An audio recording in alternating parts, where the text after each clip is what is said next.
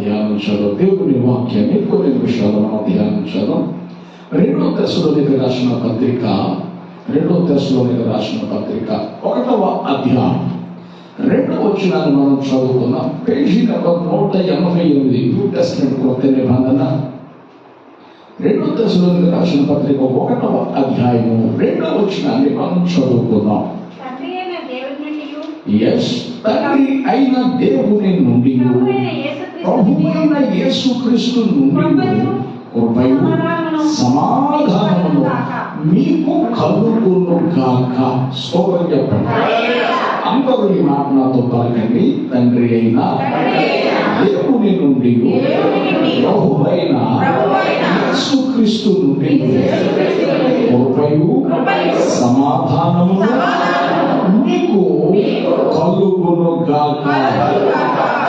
దేవుని వాక్యాన్ని ధ్యానించడం. తెస్సలోనికలో ఉన్న సంఘానికి పౌలు, సిల్వా, తిమోతి శుభమని చెప్పి రాస్తా ఉన్నారు. ఇందులో ముఖ్యులు పౌలు శిష్యులు సిల్వా, తిమోతి. వీళ్ళు కూడా సంఘంలో మంచి సహకారులు సిల్వా, తిమోతి. ఈ పౌలు ఇస్తున్న సాక్ష్యం అద్భుతమైన సాక్ష్యం. ప్రాముఖ్యంగా వారిని గురించి ఏమంటున్నాడు అంటే, తెస్సలోనికలో ఉన్న సంఘస్థులారా, మీకు దేవుని కృప సమాధానం మీకు మెండుగా కలుగును గాక అని మాట్లాడుతూ ఉన్నాడు. ఈ మాట చెప్పడానికి అతడు చాలా సంతోషిస్తూ ఉన్నాడు. ఈ మాట పలికేదానికి అతడు ఎంతో ఆనందాన్ని వ్యక్తం చేస్తూ ఉన్నాడు. మీ అందరికీ కృప కలగాలి, మీరందరూ కృపలో వర్ధిల్లాలి, మీ ఒంటికి, ఇంటికి, మీ ప్రాంతంలో వాళ్ళందరికీ సమాధానము కలగాలి అని మాట్లాడుతున్నాడు. ఎందుకు కృప కలగాలి, ఎందుకు సమాధానం వారి మీదకి రావాలి అని అంటే, వేళల్లో చూడవలసిన అతడు ఏది ఆశించాడో పౌలు గారు అది వాళ్ళలో కనిపించింది. ఆ సంఘస్థులు కనిపిస్తే దానిని బట్టి ఉప్పొంగిపోతున్నాడు పౌలు గారు. అదేమిటో ఒక్కసారి చూద్దాం. ఇదే తెస్సలోనికీయులకు రాసిన 2వ పత్రిక 1వ అధ్యాయము 3వ వచనాన్ని మనం చదువుకుందాం.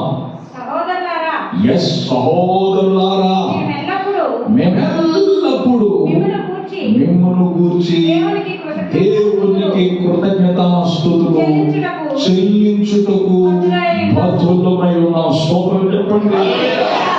వాళ్ళ విషయంలో పౌలుగారితో పాటు తిమోతి పాటు సిల్వా, వీళ్ళందరూ కూడా దేవునికి కృతజ్ఞతాస్తుతులు చెల్లిస్తున్నారట. మీకు కృప కలుగును గాక, సమాధానము కలుగును గాక అని చెప్పిన వేళలో మరొక మాట అంటున్నారు. సంతోషం ఎక్కువైపోయింది. ఏమంటున్నారంటే, దేవునికి మీ విషయంలో ఎల్లప్పుడూ కృతజ్ఞతాస్తుతులు చెల్లిస్తున్నాం. ఏమండి, అంత పని తెస్సలోనికలో ఉన్నటువంటి సంఘస్థులు ఏం చేశారని ఉప్పొంగిపోతున్నారు, ఏం చేశారని సంతోషపడిపోతున్నారు. మీ ఆనందాన్ని ఇట్లా బహిర్గతంగా అందరికీ వ్యక్తపరుస్తున్నారు అని అంటే, అతడు మాట్లాడతాడు. ఆ క్రింద చదువుదాం. ఇది యుక్తమే, మీ శ్వాసము బహుగా అభివృద్ధి పొందుచున్నది. వారి విశ్వాసం ఏమైందట చెప్పాలి. కావండి, తెస్సలోనికలో ఉన్నవాళ్ళు పేదవారే, మనం అనుకున్నంత ధనవంతులేమి కాదు. అయితే వారికి ఏమున్నా లేకపోయినా ఆ సంఘం ఉన్న వారు కలిగి ఉండవలసింది కలిగి ఉన్నారు. అందరూ బయట సొంతం వెళ్ళిపోతున్నట్టు పౌలు గారు. వారు విశ్వాస విషయంలో, భక్తి విషయంలో వారు ఏమయ్యారంటే బహుగా అభివృద్ధి పొందారు. సోదరు చెప్పండి. సాధారణంగా మనం ఏం చేస్తామంటే, ఒక ప్లాట్ కొంటే 2వ ప్లాట్ కొనాలనుకుంటాం. సహజంగా ఒక ఎకరం ఉంటే 2 ఎకరాలు ప్లాన్ చేస్తాం. సహజంగా ₹1 పెంచుకుంటూ మరొక రూపాయి పెంచాలని మనం ఎదురు చూస్తాం. తప్పేమీ కాదు, కూడబెట్టుకోవాలి, కష్టపడాలి, కూడబెట్టుకోవాలి, తప్పేమీ కాదు. కానీ ఈ బాహ్య సంబంధమైన దానికి ఎంత ప్రాముఖ్యత ఇస్తున్నామో ఆత్మ సంబంధమైన దాన్ని కూడా అంత ప్రాముఖ్యత మనము ఇవ్వాలి. స్తోత్రం చెప్పాలి. వీళ్ళు మొదట దేవుని రాజ్యాన్ని, నీతిని ఎదిగప్పని ఉండిపోయారు. వారికి కావలసినవన్నీ దేవుడు సిద్ధపరుచుకుంటూ వెళ్ళిపోతాడు. ఎంత అద్భుతమండి. వాక్యంలో అయిపోయింది, వారు విశ్వాసం విషయంలో బహుగా అభివృద్ధి చెందారట. కొంచెంగా కాదు, బహుగా. వారి విశ్వాసం కొరకు దేవుని స్తుతిస్తున్నాడు పౌలు గారు. తిమోతి సెలవ ఏలే వాళ్ళు చూసి సంతోషపడిపోతున్న సంఘాన్ని చూసి విశ్వాసంలో అభివృద్ధి చెందాలి. విశ్వాసం అంటే ఏమిటి? లేని దానిని ఉన్నట్టు చూడటమే విశ్వాసం. పొందుకోలేని దానిని పొందుకున్నట్టు చూడటమే విశ్వాసం. అది విశ్వాసం యొక్క లక్ష్యం. ఏదో విశ్వాసం విషయంలో బహుగా అభివృద్ధి చెందుతుంటే, బహుగా అభివృద్ధి పొందితే పౌలు గారు సంతోషపడిపోతున్నారు. దేవుని బిడ్డలారా, మరి వారి విశ్వాసం బహుగా అభివృద్ధి చెందింది. యేసు ప్రభు శిష్యులు కూడా ఒక మాట అంటారు. లూకా సువార్త 17వ అధ్యాయం, లూకా సువార్త 17వ అధ్యాయము 5వ వచనాన్ని మనం చదువుకుంటే 69వ పేజీ నంబర్ 69, న్యూ టెస్టమెంట్ కొత్త నిబంధన, లూకా సువార్త 17వ అధ్యాయం 5వ వచనం చదవండి. అపోస్తలులు అని అంటే దాని అర్థం ఏమిటంటే పంపబడిన వారు అని అర్థం. ఏమిటండి? అందరూ చెప్పాలి. అపోస్తలులు అని అంటే పంపబడిన వారు. ఎవరి ద్వారా పంపబడ్డారు అని అంటే దేవుని ద్వారా పంపబడ్డారు. మనం ఇక్కడ సమకూర్చబడ్డాం. ఎవరి ద్వారా సమకూర్చబడ్డాం? ఎవరిని బట్టి స్థలంలో సమకూర్చబడ్డాం? దేవుని బట్టి. స్తోత్రం చెప్తారు. హల్లెలూయా. దేవుని బిడ్డలారా, అపోస్తలులు అంటే పంపబడిన వారు, దేవుని చేత పంపబడ్డారు. దేవుని చేత పంపబడినప్పుడు ఈ అపోస్తలులు అంటే శిష్యులు, ఈ 12 మంది శిష్యులు తక్కువైన వాళ్ళేం కాదు. ఆస్తులు కలిగిన వారు, పేరు కలిగిన వారు, చదువు లేకపోవచ్చేమో కానీ ఆస్తుల్లో మాత్రము తక్కువైన వారేమి కాదు.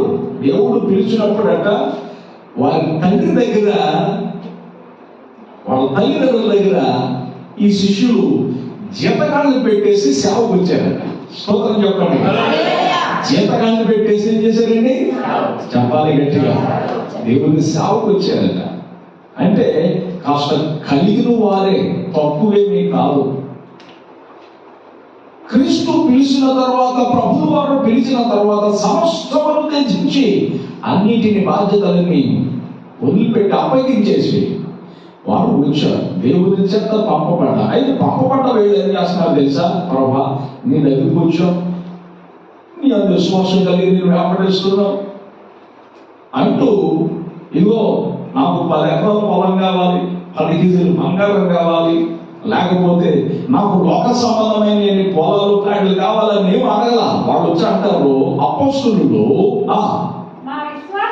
మా విశ్వాసము వృద్ధి పొందించుకొని ప్రభువుతో చెప్పగా. స్తోత్రం చెప్పండి. ఎవరితో డైరెక్ట్ అయి చెప్తున్నారండి? ఏమని చెప్తున్నారు? చెప్పాలి గట్టిగా. మనమేం అడుగుతాం? క్యాజువల్ మాట్లాడుతాం. మనమేం అడుగుతాం?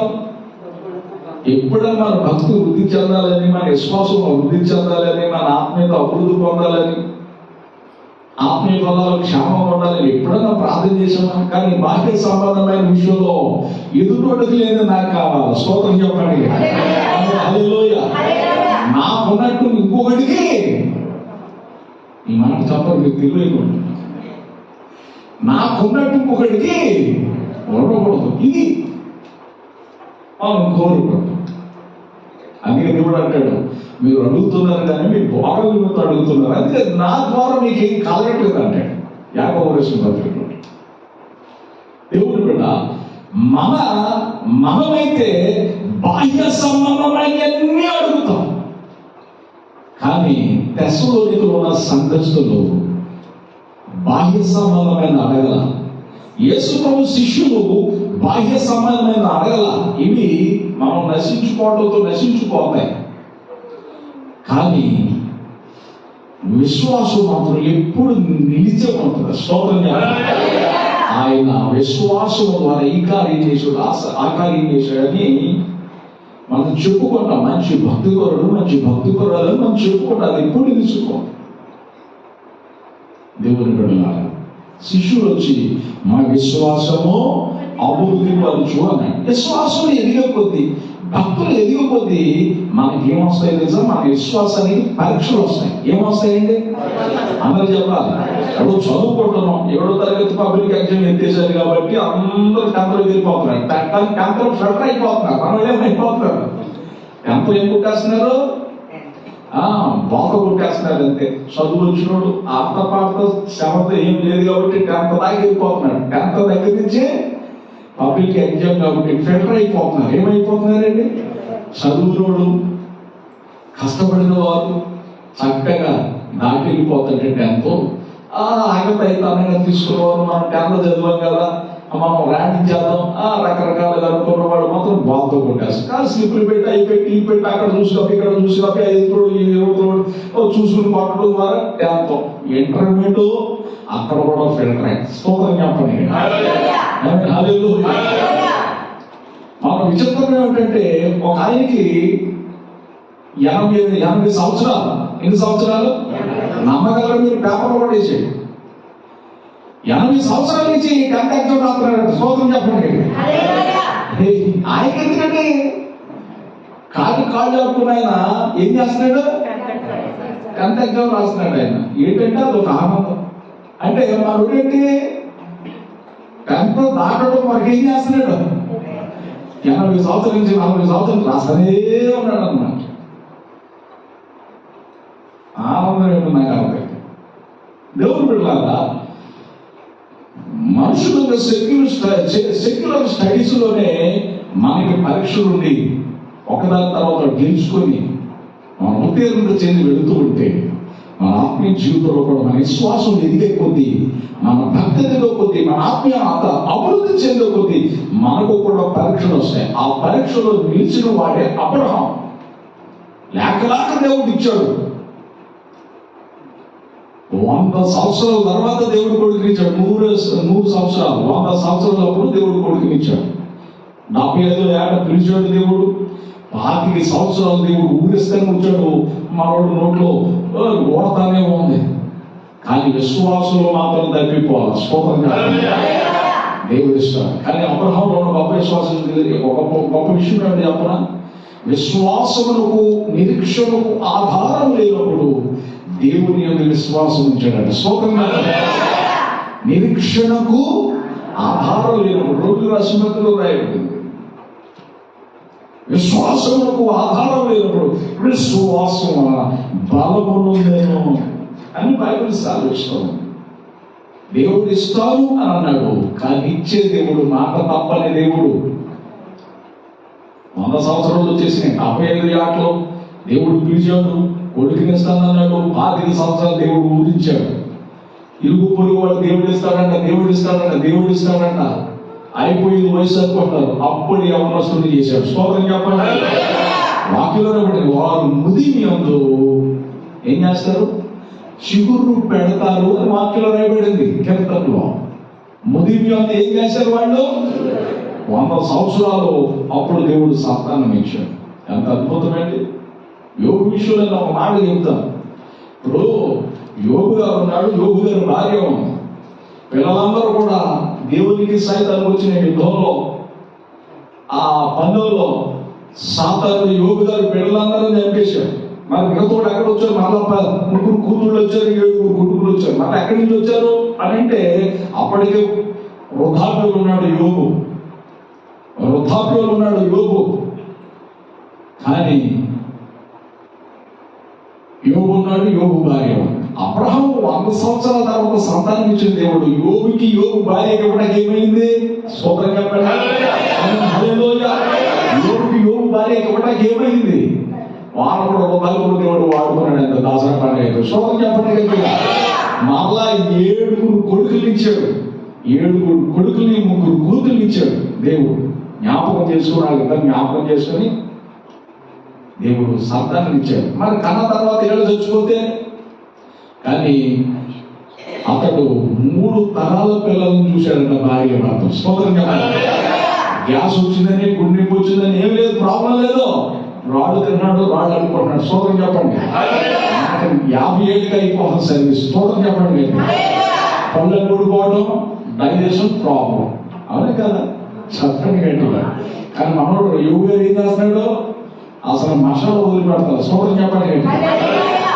మసాలా నోటి గురించి, కడుపు మాత్రం ఆదరించేది. కానీ యోగు గారి దగ్గర మసాలా కాదు, కషాయం అయిపోతారు. దగ్గర ఏమైపోతే స్తోత్రం చెప్పండి గట్టిగా. అబ్రహాముకి సంతానం ఇచ్చాడు దేవుడు. ఎరుగు పొరుగు వాళ్ళు అందరూ అనుకుంటాడు అబ్రహాం మాత్రం విశ్వాసం కోల్పోలే, నిరీక్షణ కోల్పోవాలి. ఆ విశ్వాసాన్ని దేవుడు ఇచ్చాడు. ఇచ్చిన తర్వాత దేవుడు ఒక పరీక్ష పెట్టాడు. కొడుకుని బాగా ప్రేమిస్తున్నాడు, వృద్ధాపుడు లేకలేకుంటున్నాడు, బాగా ఆడుతున్నాడు. నేను ఒక పరీక్ష పెడదామని చెప్పేసి పరీక్ష పెట్టాడు. అబ్రహాము విశ్వాసుడికి తండ్రి, నమ్మకమైన వాడే, విశ్వాసంలో బలం పొందిన వాడే, ఆధారం లేనప్పుడు దేవుని అందు విశ్వాసం ఉంచిన వాడు. పరీక్ష పెడతామని పరీక్ష పెట్టాడు. అబ్రహామా, నీకు లేకలాగా ఇచ్చిన కొడుకుని, వయసు వచ్చిన సంఖ్యగా 12 ఏళ్ళు వచ్చేసి, మరి దేవుడు అనుకోడు నా మీద ప్రేమలో కొడుకు మీద ప్రేమలో చూడమని ఒక ఎగ్జామ్ పెట్టాడు. నీ కొడుకు నాకు బతికిస్తావా అని అంటే మామూలు మాట్లాడుకుని ఎక్కడేమంటావు చెప్పాడు. స్తోత్రం చెప్పండి. ఎక్కడేమంటావో చెప్పు. ప్రాంతం మీద వెళ్ళిపోయి ఆ పర్వతం మీద వెళ్ళిపోయి నాకు ఇచ్చి కొడుకుని తీసుకెళ్ళాడు. సిద్ధపడ్డాడు. కాళ్ళు జరిగి పెట్టాడు. బలిపేట మీద పెట్టేశాడు. నిప్పు తీసుకెళ్ళాడు. కింద పనులు పెట్టేటప్పుడు అన్నాడు, మరలా మేము వస్తాం. స్తోత్రం చెప్పండి. ఏం విశ్వాసం అండి? దేవుడేమో కొడుకుని ఇచ్చామన్నాడు, కానీ మనోడు ఏమన్నాడు? మరలా మేము వస్తాం, మీరు ఎక్కడ ఉన్నాడు, మా పనులు పైకి వెళ్తాం. కొడుకుని పెట్టాడు, దాని మీద పెట్టాడు, కత్తిత్తాడు. దేవుడు అన్నాడు, అబ్రహమా ఆగో, ఇందువలన నువ్వు దేవునికి భయపడవాడవని నేను ఎరుగుదును. ఇదిగో నీ సంతానాన్ని నేను బహుగా ఆశీర్వదించబోతున్నాను. స్తోత్రంగా. నీ సంతానమును బహుగా ఆశీర్వదించబోతున్నాను. విశ్వాసులకు తండ్రులు అవుతున్నావు. అనేక మంది పిల్లలు, విశ్వాస వీరులకు నువ్వు ఒక మాదిరి. నేను నిన్ను తండ్రిగా చేసుకున్నానని దేవుడు అభిషేకించి చక్కని వాగ్దానం చేసి ఆశీర్వదించాడు. మన విశ్వాసంలో, మన భక్తి జీవితంలో మనకు పరీక్షలు వస్తాయి. ఇదిగే కొద్దీ మనలో పరీక్షలు తప్పవు. ఏం తప్పమండి? మనం గంటలరోడు ప్రార్థన చేయము, గంటలరోడు బైబిల్ చదవం, కానీ జలుబు వస్తే మాత్రం యోగు లాంటి జలుబు వచ్చిందంట. యోగు జలుబు చేసిందా?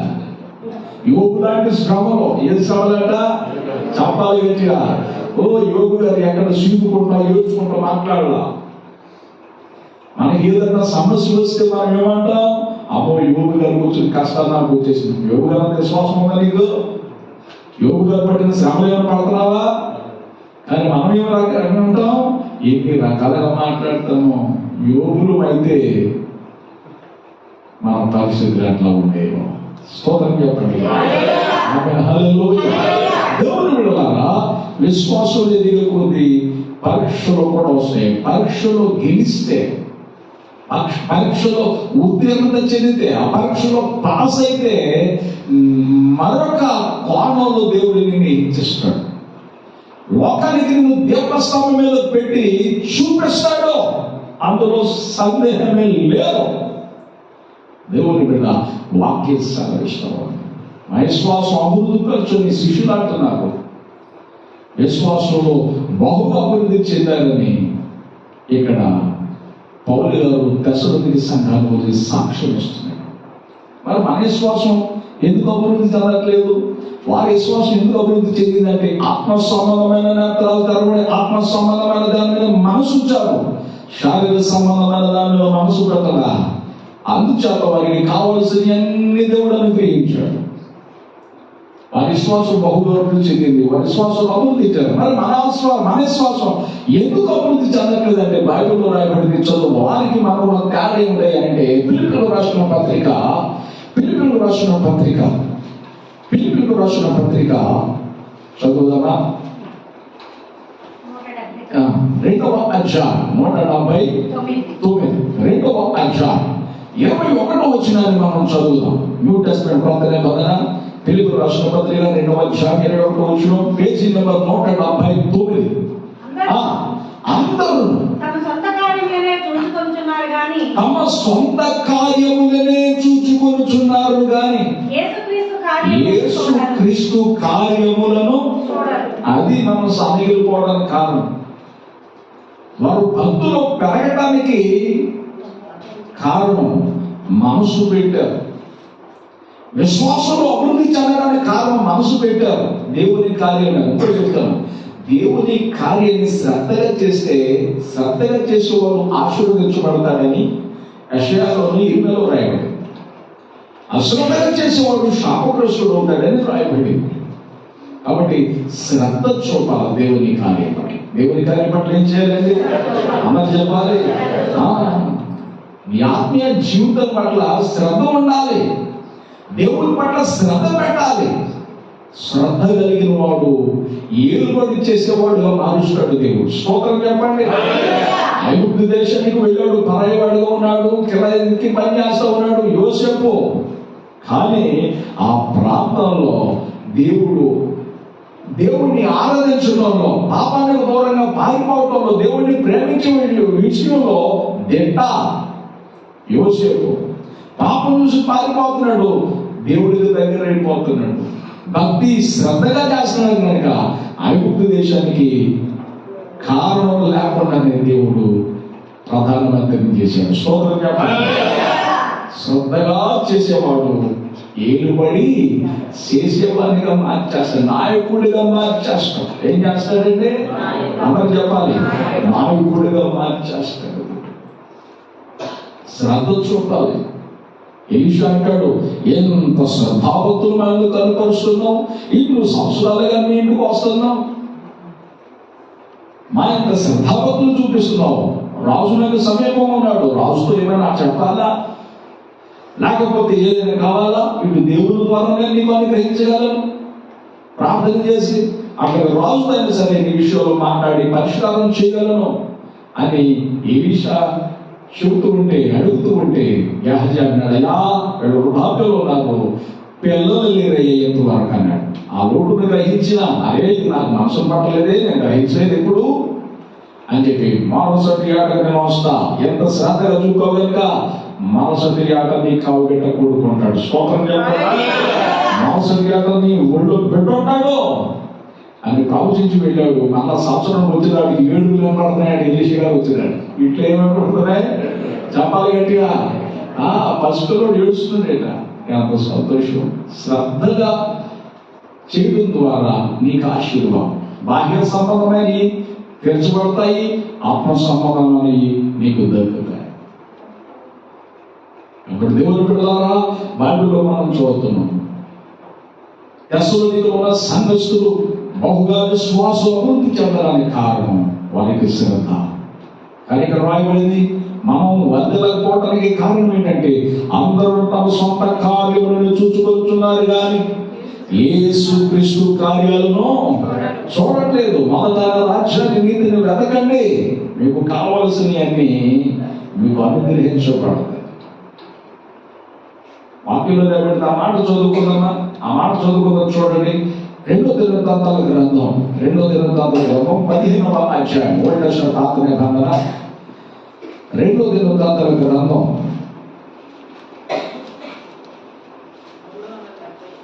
370 పేజీ నెంబర్, ఓల్డ్ టెస్టమెంట్ పాత నిబంధన 2వ దినవృత్తాంతాల గ్రంథం 15వ అధ్యాయం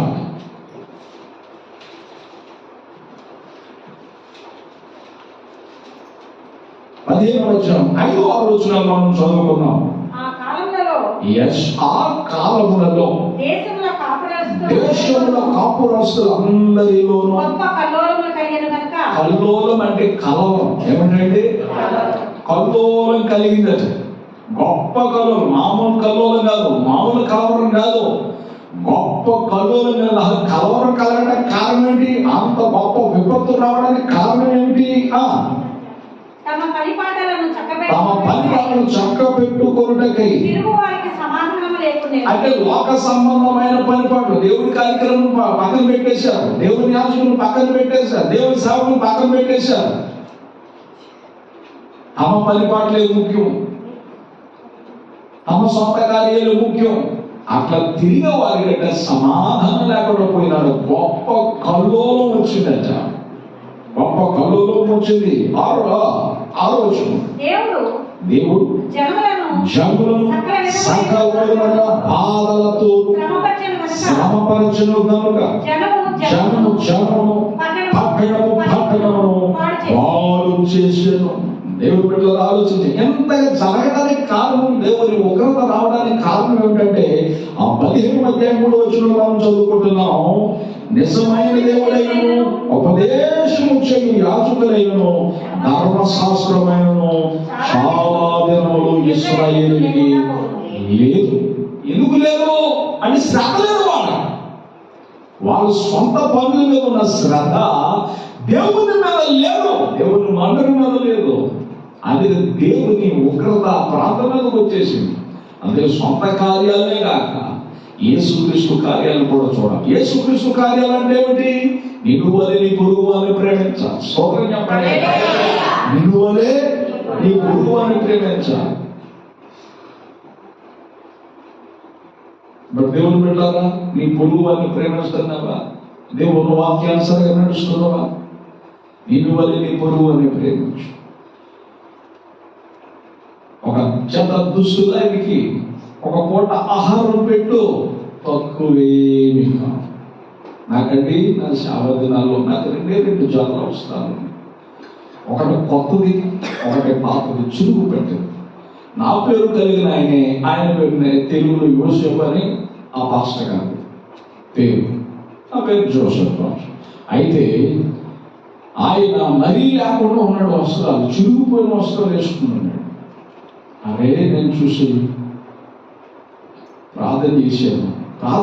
దేవుడు అంటున్నాడు, నీ దగ్గర ఉన్న శ్రేష్టమైన వస్త్రాలు ఆయనకి ఇచ్చాను. ప్రభావ మన తర్వాత ఆయన పంచు వేసుకున్న డ్రెస్ వేసుకున్నాడు అని నేను అడిగా దేవుడిని. అంటే వాస్తవం చెప్తున్నా, నా సేవ చెప్తున్నాడు, ఎదురైన అనుభవం. మరి ఆయన తర్వాత నేను తయారా ఉన్న ప్రభా అని అనుకున్నాను. ఇచ్చే దేవుడి మనసు బాగా ప్రేరేపిస్తాను. కాదు నన్ను ఒకసారి లోపెట్టుకుని ప్రభా నన్ను క్షమించి ఇచ్చేస్తాను. ఆయన ఇచ్చేసాను. ఇచ్చిన తర్వాత నా డ్రెస్ పంచుల్లో అది వేసుకోవడానికి పరికరం అన్నమాట. అట్లా కుట్టుకుని పంచులు వేసుకుని ధరిస్తూ ఉంటాడు. దేవుడు పెట్టారా, ఈ రోజు నేను కుట్టాల్సిన కుట్టి ధరించాల్సిన కూడా ఉన్నాయి. స్తోత్రం చెప్పండి. చూసారా, ఆనాడు 2 వస్త్రాలు ఉంటే, 2 జతల బట్టలు ఉంటే, ఒక జత బట్టలకి శ్రేష్టమైన ఇచ్చాడు దేవుడు. నాకు శ్రేష్టమైనది దేవుడు ఒకటి మొదలుపెట్టాడు. దేవుడు బిడ్డ, ఏం విద్దామో అది కోస్తాం, ఏం విద్దామో అది కోస్తాం. అందుకే నిన్ను వలె నీ పొరుగు వారిని ప్రేమించాలి. ఒక పూట ఆహారం పెట్టు, లేదు వారికి ఏదో ఒకటి దేవుడికి సహాయం అందించు. అది ఆశీర్వాదం. గాయకట ప్రపంచంలో ధనవంతులు తీసుకుని నేను చూశాను. ప్రపంచంలో 25 మంది 14 మంది తీరారు ప్రపంచ ధనవంతులు. ఒక ఆయనకైతే 25 లక్షల కోట్లు ఉన్నారు. ఎంత అండి? 25 లక్షల కోట్లు అంటండి. దేవచమైన ఇంట్లో ఇటుకలా పేరుస్తున్నాడు డబ్బు. ఏం చేస్తున్నాడంటే ఇటుకలు అళ్ళగా పేరుస్తున్నాడు డబ్బు. 25 లక్షల కోట్లు అంట. బంగారం ఎంత ఉన్నాయని తెలియదట. దేవుని బిడ్డలారా, అంత ఉంది. నేను చెప్తున్నాను, వెళుతూ ఏం పట్టుకో, పేదలకు సహాయం చేసి స్తోత్రం చెప్పండి. సహాయం చేయండి. 25 లక్షల కోట్లు నేను సంపాదించాను అని కాలేజ్ మాట్లాడుతూ ఉన్నాను. ప్రపంచంలో నాకు దామాతో ఉండకూడదు అనుకున్నాను. నేను పెట్టిన కంపెనీలు కానీ, నేను పెట్టిన ఫ్యాక్టరీలు కానీ విస్తా అని మురిసిపోతున్నాడు. ఒక సర్వలోకాన్ని సంపాదించి తమ ప్రాణాలు కోల్పోతే ప్రయోజనం ఏంటి అని నాకు వాక్యం గుర్తొచ్చింది. దేవుని బిడ్డ, నీకు వల్ల నీ పొరుగు వారిని ప్రేమించు. ఇచ్చేటప్పుడు పెట్టేటప్పుడు మనం ఏం చేయాలంటే నీ పొరుగు వారిని ఏదో ఆశించబాగా పాడండి. సోదరం చెప్పండి. అందువల్లే నీ పొరుగు వారిని ప్రేమించని రాయపెట్టి, నీ పొరుగు వారిని కూడా ఏం చేయకూడదు, ఆశించకూడదు. కానీ ఎక్కడ ఆశించాలో, ఎక్కడ పొరుగు వారికి చేయాలో దేవుడు మనకు దొరక ఇచ్చాడు. సోదరం చెప్పండి. వాక్యం ఆధారమై ఉంది. వాక్యానుసారంగా దేవుడు ఇచ్చిన ఆలోచన ప్రకారంగా మనం చేస్తే మనం ఉండగలుగుతాం. బైబిల్ సెలవిస్తూ ఉంది. మన విశ్వాసం అభివృద్ధి చెందకపోవడానికి కారణం ఏంటంటే సొంత కార్యాలకు ఇచ్చిన ప్రాధాన్యత దేవునికి ఇవ్వలేకపోతున్నాం, శ్రద్ధ చూపించలేకపోతున్నాం. అందుకే మన విశ్వాసంలో సన్నగిలిపోతాం, భక్తులు సన్నగిలిపోతాం. భక్తులు వివిధమైనటువంటివి లోక సంబంధమైన చోటు చేసుకుంటూ ఉన్నాయి. అందుకే అనగారిపోతున్నాం, చల్లారిపోతున్నాం. చల్లారిపోవద్దు. దేవుడు నీ శ్వాసం అభివృద్ధి చెందాలి. స్తోత్రం చెప్పండి. హల్లెలూయా. ధర్మశాస్త్రాన్ని నిర్లక్ష్యం చేశారు. ఏం చేశారండి? ధర్మశాస్త్రం నిర్లక్ష్యం చేశారు. అందుచేత దేవుని వాక్యం కుదువైంది కనుక, దేవుని వాక్యాన్ని దేవుని సరికి ప్రాధాన్యత లేదు కనుక గొప్ప కళ్ళలో వచ్చేసింది. తమ పరిపాలన చక్కబెట్టుకోవాలి, సమాధానం లేకుండా నేను దేవునికి ప్రాధాన్యత. స్తోత్రం చెప్పండి. హల్లెలూయా. ఉదయం రాత్రి అనుకోడు లక్ష్మణరెడ్డి గారు రండి నాతోటి, అయ్యా భార్య భర్తలు అంటున్నారు. అయ్యా రేపు సండే, ఇన్ని సండేలు మానేశాను కదా, సండే ఏమన్నా అంటున్నాడు. అయ్యా నేను మీరు వచ్చే టైం కలిసి అన్ని మానుకుని వచ్చేస్తానయ్యా, కాబట్టి కొంచెం వెళతానయ్యా, రాలేదు అని డ్యూటీలో వాళ్ళు అనుకోకుండా, ఆదివారం పోగొట్టుకోకుండా నేను ఉంటానయ్యా అన్నాడు. మీరు వచ్చే టైంకి నేను వచ్చేస్తాను. దేవుడు కృపణ వాక్యం లేచితే ఇప్పుడు వచ్చేసాడు. స్తోత్రం చెప్పండి. హల్లెలూయా. దేవుడు పెట్టారా, రాత్రి వాళ్ళు పాయింట్ అవుట్ చేసేది నన్ను. అయ్యా ఒక దినం గడిపితే మీ దినాలు అన్నావు, కాబట్టి ఆ దినం పోకూడదయ్యా, కరెక్ట్గా దేవుడి సన్నిధికి వచ్చేయాలా అని అన్నారు వాడు. దేవుడు మీరు చేసిన దాన్ని దీవించుగాక. హల్లెలూయా. దేవుడు బిడ్డలారా, దేవుడు తగ్గట్టు శ్రద్ధ చూపించాలి. మన సొంత కార్యాలకు మనం ప్రాధాన్యస్తున్నాం. అందుకే మన విశ్వాసంలో స్థానం వెళ్ళిపోతాం. దేవుని కార్యం మీద శ్రద్ధ చూపుదాం, దేవుడి పని మీద శ్రద్ధ చూపుదాం. ఆ దేవుడి పని మీద మనం శ్రద్ధ చూపినప్పుడు దేవుడు తప్పక మన ఆశీర్వదిస్తాడు. మనం దాటిపోడైనా పౌలు గారు అంటాడు, ఈ దశరథ సంఘంలో గురించి మానవ కృతజ్ఞత తెలుస్తున్నాం, మీకు కృప సమాధానం విస్తరించుగాక, మీ సోదరు బహుగా అభివృద్ధి చెందుతున్నారు, అందుకని సంతోషపడిపోవాలి. ఇంకొక మాట వ్యక్తం చేశాడు. ఆ మాటకు మనం ముగించుకుందాం. దశలోకి రాసిన పత్రిక, రెండవ దశలోకి రాసిన పత్రిక 1వ అధ్యాయం 4వ వచనం మనం చదువుకుందాం. 4వ వచనం మనం చదువుకుందాం.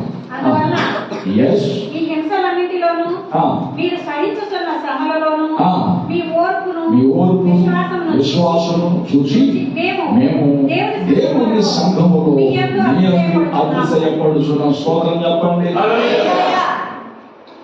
విశ్వాసం ఎదిగే వారికి, భక్తులు ఎదిగే వారికి శ్రమ వస్తుందా లేదా?